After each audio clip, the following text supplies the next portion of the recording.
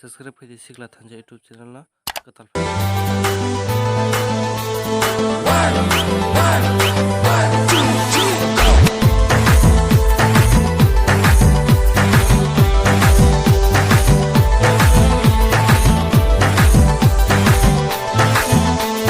Si chumbar te utomale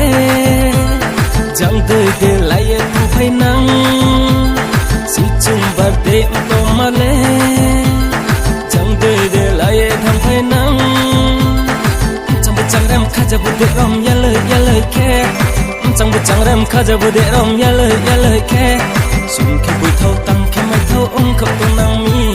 sum ke bu thau tang ke mai thau ong khop tong nang mi chai la ta ding cho em bo em ha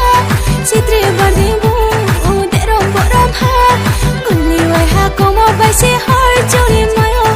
guli wai ha ko mo bai si har cho ni mai o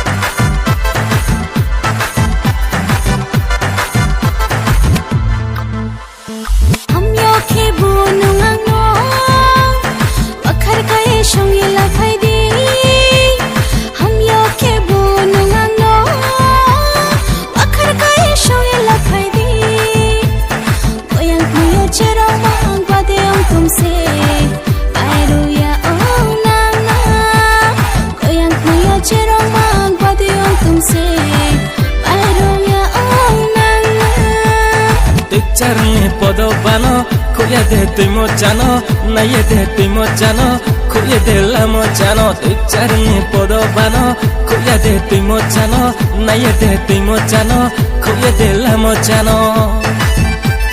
si chumbar te to male jang de la ye tu phai nang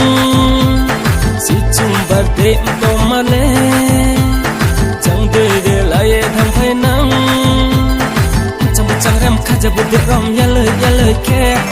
chang bu chang ram khaja bu de rom ya le ke sum ke bu thau tang ke mai thau ong khop tong nang mi sum ke bu thau tang ke mai thau ong khop tong nang mi chai la ta